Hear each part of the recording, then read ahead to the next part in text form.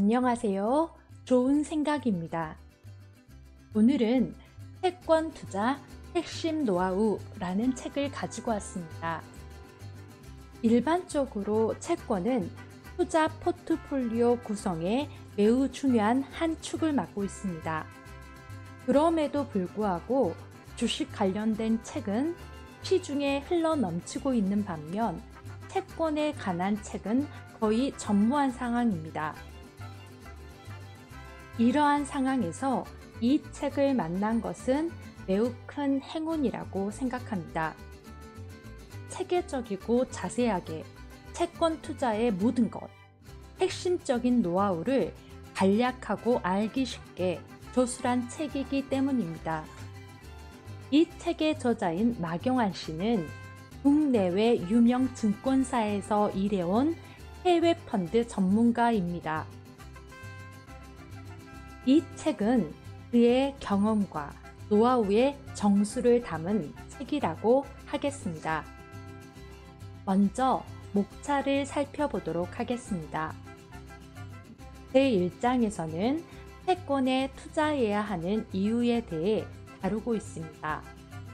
2장에서는 채권 투자의 수익에 영향을 미치는 것들에 대해서 다루고 있죠.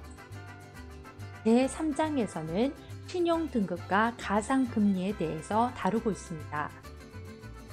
제4장에서는 경기 상황별로 단기 채권과 장기 채권 중 어디에 투자해야 하는지에 대해 다루고 있습니다. 제6장에서는 국내 채권과 해외 채권의 차이점에 대해서 다루고 있습니다. 제7장에서는 경기 상황에 따른 채권 투자의 노하우를 다루고 있습니다.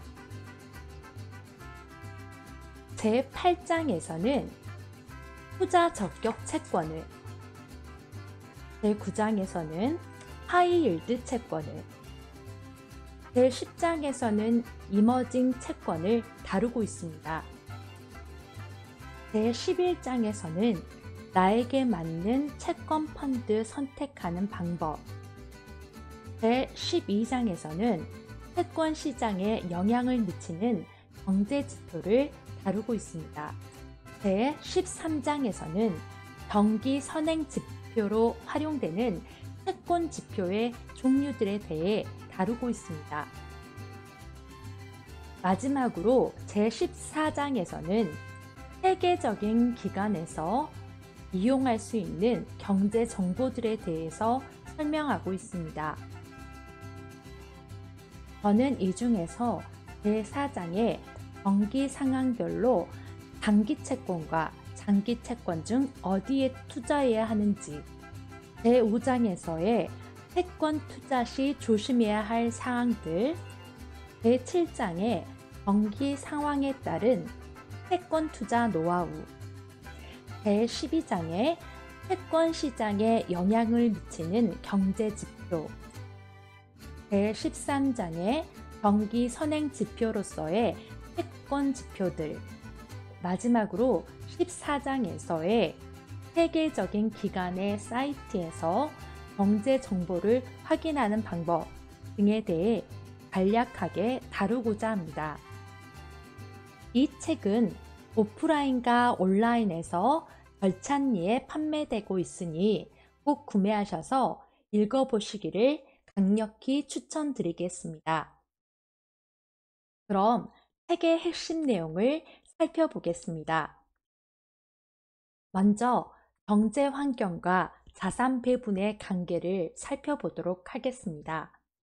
성장률이 낮고 인플레이션이 높을 때는 물가 연계 채권에 투자하면 좋습니다.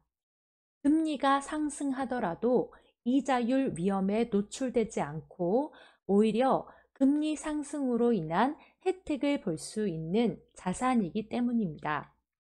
일반적인 채권은 금리가 상승하면 반대로 채권의 가격은 하락해서 큰 손실을 보게 됩니다.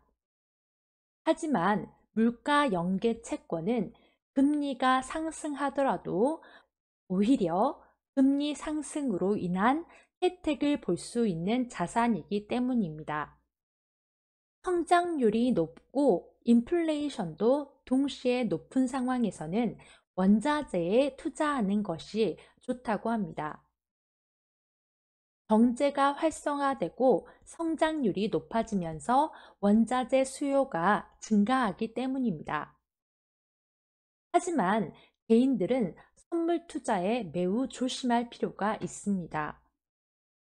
성장률이 낮고 인플레이션도 낮은 상황에서는 일반적인 채권에 투자하면 좋습니다. 이렇게 경기가 안 좋아질 때는 국가에서 기준금리를 인하해서 경기를 부양시키려고 하기 때문에 기준금리 인하로 인한 채권 가격의 상승이 나타나기 때문입니다. 여기서 공식처럼 외워둘 것은 앞선 영상들에서도 말씀드렸다시피 금리와 채권의 가격은 반비례로 움직인다는 것입니다. 마지막으로 성장률이 높고 인플레이션이 낮은 상황에서는 주식에 투자하는 것이 좋습니다.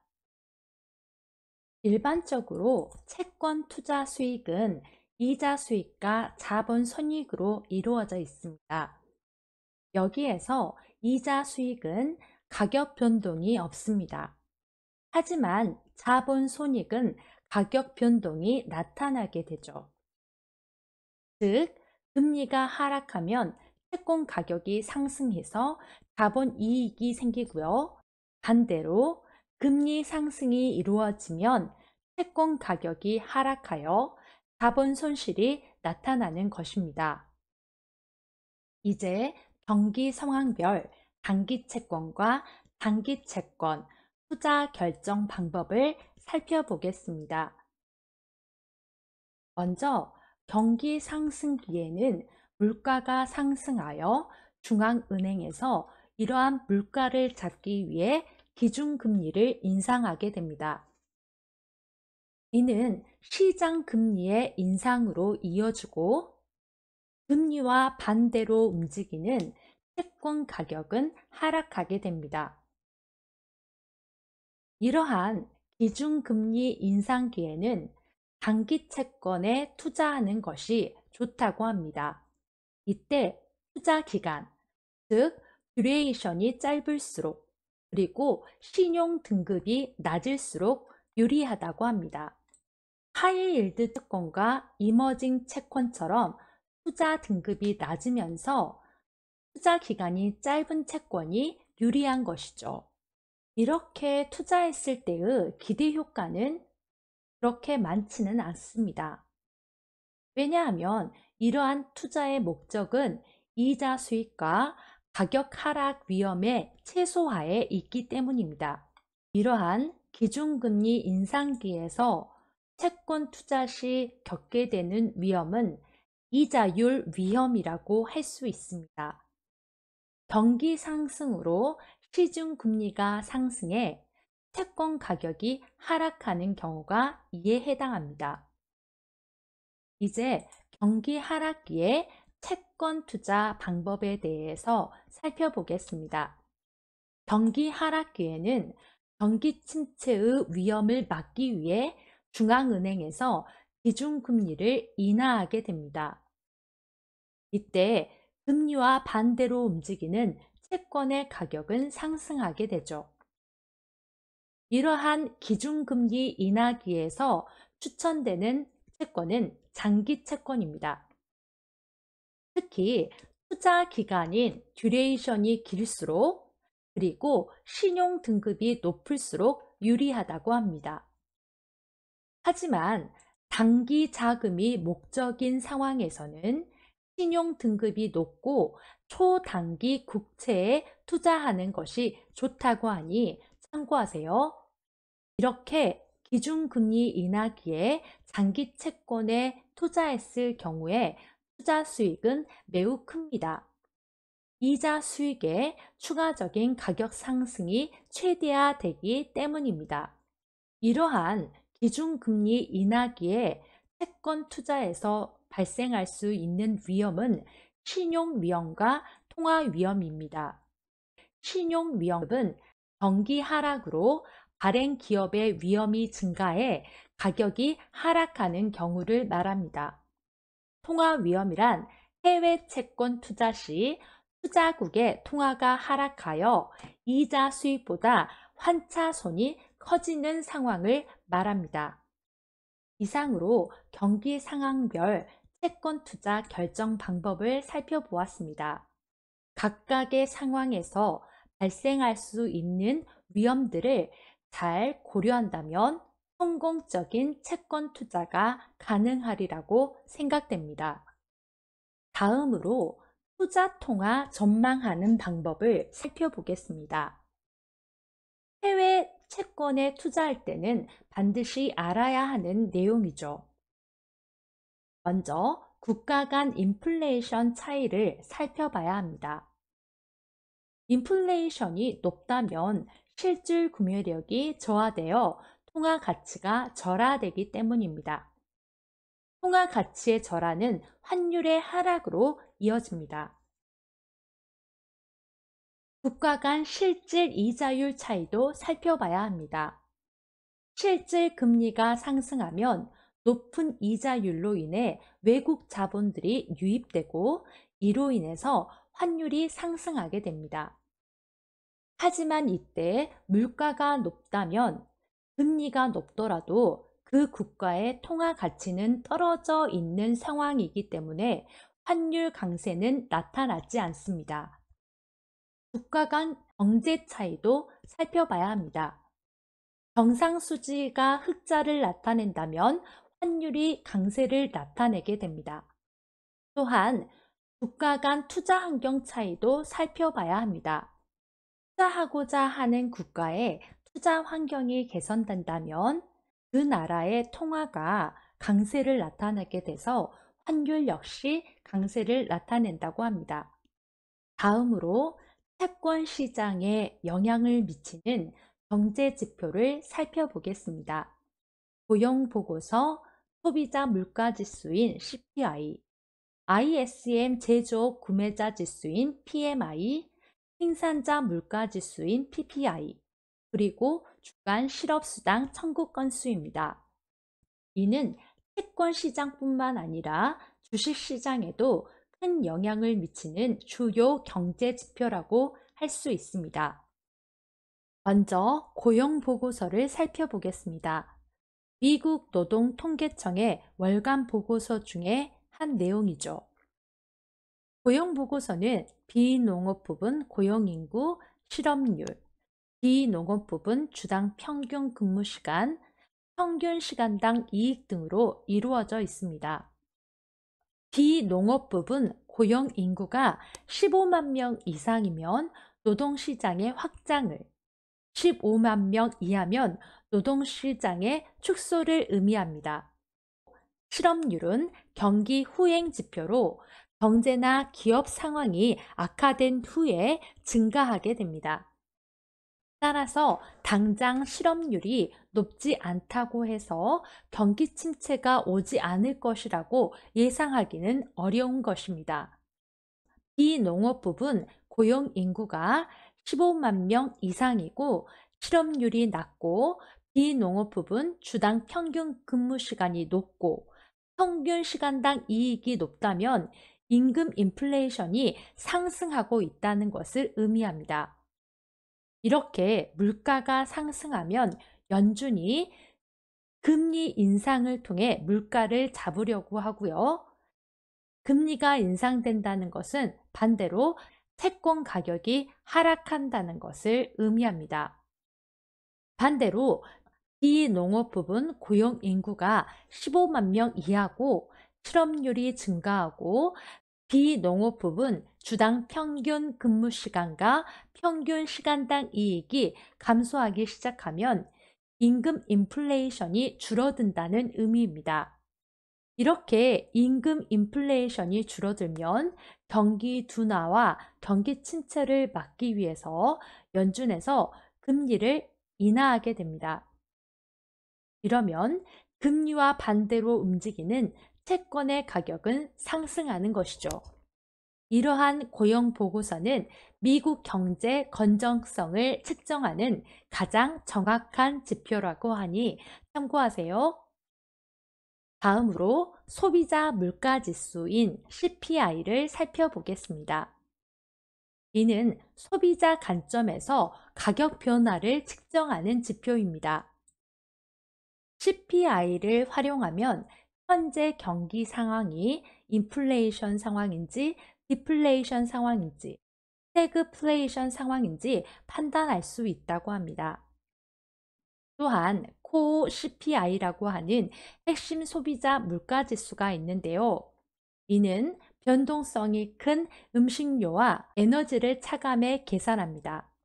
코어 CPI는 주로 인플레이션 추세를 장기적으로 파악할 때 활용한다고 합니다. 미국 인플레이션을 측정하는 방법으로 PCE라는 지표도 있는데요. 이는 미국 경제 분석국에서 발표하고 개인 소비 지출을 의미합니다. CPI는 주택 관련 비중이 15%인데 반해 PCE는 주택 관련 비중이 31%입니다.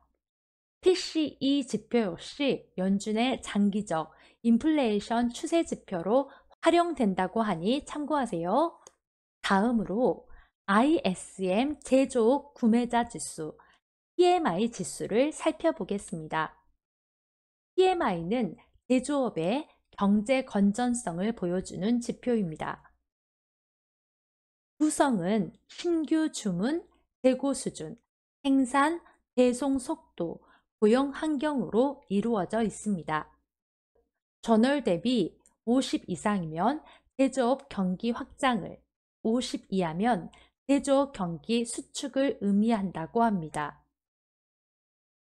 몇 달 연속 50 이하면 경기 침체 신호로 경기 침체를 막기 위해 금리가 하락하고 반대로 채권 가격은 상승한다고 합니다.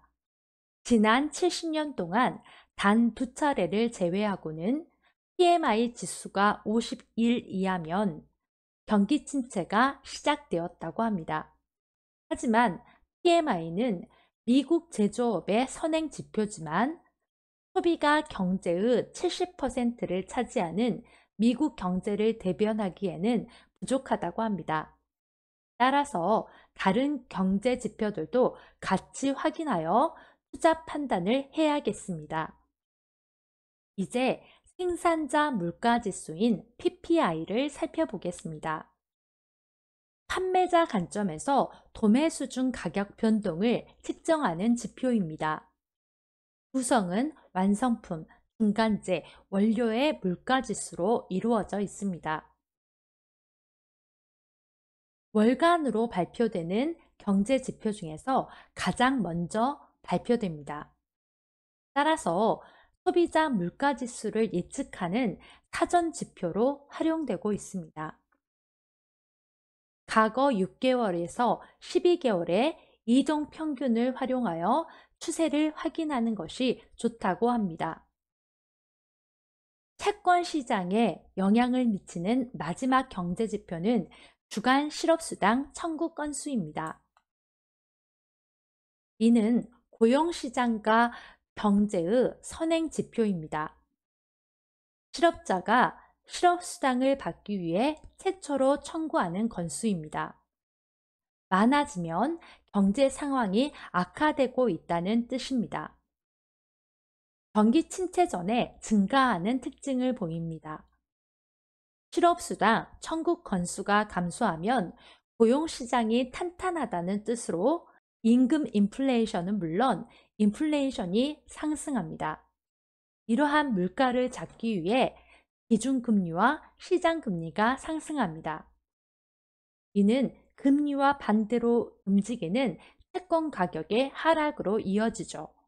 반대로 실업수당 청구 건수가 증가하면 인플레이션이 하락하여 기준금리와 시장금리도 하락하고 반대로 채권 가격은 상승하게 됩니다. 다음으로 경기 선행 지표로 활용되는 채권 지표들에 대해 살펴보겠습니다. 첫째, 테드 스프레드. 둘째, 장단기 금리 역전 현상. 셋째는 하이일드 가상금리입니다. 먼저 테드 스프레드를 살펴보겠습니다. 단기채로 경제 건전성을 알 수 있다고 합니다. 미국 국채 3개월과 리보 금리 3개월의 금리 차로 나타납니다. 여기서 리보 금리란 국제 금융 시장인 런던에서 우량 은행끼리 단기 자금을 거래할 때 적용하는 금리라고 합니다. 이러한 테드 스프레드는 은행 시스템의 위험도 또는 신용 위험의 측정 지표입니다. 테드 스프레드가 증가한다는 것은 은행 간 대출 부도 위험이 증가하고 금융시장의 유동성이 축소된다는 의미입니다. 테드 스프레드가 0.5를 넘으면 조심 단계, 2를 넘으면 현금화 단계입니다. 즉, 위험 자산을 처분해서 현금화하라는 신호인 것이죠. 참고로 채권 시장의 위험 지표인 테드 스프레드와 주식 시장의 위험 지표 또는 공포 지표라고 불리는 빅스 지수는 경기 침체 전에 모두 다 증가한다고 하니 참고하세요. 다음으로 장단기 금리 역전 현상을 살펴보겠습니다. 주로 경기 침체를 예측할 때 사용합니다. 주로 미국 국채 10년과 2년물 또는 3개월 물가의 금리 차로 나타냅니다. 이러한 장단기 금리 역전 현상이 나타나는 원인은 다음과 같습니다. 인플레이션이 상승하면 기준금리가 상승하고 단기 국채금리도 상승하게 됩니다. 이렇게 금리가 상승하면 경기 침체가 예상되게 됩니다. 이때 경기 침체에 대한 예상으로 단기 국채에 대한 적극적인 매수세가 들어오게 됩니다. 이러한 매수세로 인해서 단기 국채의 가격은 상승하게 되고 가격과 반대로 움직이는 장기 국채 금리는 하락하게 되죠. 이렇기 때문에 장기 국채가 단기 국채보다 더 많이 하락해서 장단기 금리 역전 현상이 나타나는 것입니다. 이러한 장단기 금리 역전 현상은 장기 시장의 선행 지표라고 합니다. 즉, 1년 뒤의 경기 상황을 나타낸다는 것이죠. 지난 50년간 발생한 7번의 경기 침체를 정확히 예측했다고 합니다. 또한 2000년 이후 2000년과 2006년도에 장단기 금리 역전 현상이 나타났는데 1년 뒤에 미국 경제가 침체되었다고 하니 참고하세요. 다음은 금리와 만기 연도를 축으로 하는 채권의 그래프입니다. 경기가 성장 국면에서는 이러한 우상향 그래프를 나타내게 되고요. 경기가 전환되는 상황에서는 이러한 평평한 그래프가 나타납니다. 경기가 침체되는 상황에서는 우하향 지표가 나타나게 됩니다. 다음은 경기 선행 지표로 활용되는 채권 지표의 마지막인 하이일드 가상금리입니다. 주식시장의 선행 지표라고 합니다. 가상금리란 회사채 발행 시 국채 대비 발행사의 신용 위험에 대한 보상 차원에서 추가 금리를 더해 발행한 금리를 의미합니다. 즉, 신용 등급이 낮을수록 가상금리는 커지게 됩니다. 이러한 하이일드 가상금리는 미국 국채 금리와 하이일드 채권 금리 차로 시장 위험도로 활용되게 됩니다. 즉, 경기 상황이 악화되면 시장의 위험도가 증가하므로 가상금리는 확대되게 됩니다. 반대로 경기 상황이 개선되면 시장 위험이 감소하므로 가상금리는 축소되는 것이죠. 주로 단기 시장의 선행지표로 3에서 6개월 후에 경기 상황에 대해서 나타내 준다고 합니다. 마지막으로 다양한 경제 정보를 확인할 수 있는 세계적인 기관들의 사이트를 소개하겠습니다. 책에서는 이러한 사이트에 어디로 가면 어떤 정보가 있는지가 정확하게 설명되고 있습니다. 따라서 그러한 정보를 책에서 꼭 확인하시고 활용해 보시기를 추천하겠습니다. 여기에서 한국의 사이트 2개를 제외한 나머지 사이트들은 다 영어로 쓰여져 있다는 점에 주의하시기 바랍니다. 영어에 자신이 없으신 분들은 investing.com 등 이러한 주요 경제 지표들을 실시간으로 발표해주는 사이트를 활용하시면 좋을 것 같습니다. 이상으로 채권 투자 핵심 노하우라는 책의 소개를 마치겠습니다. 저의 책 소개와 요약이 마음에 드셨다면 구독과 좋아요 눌러주세요.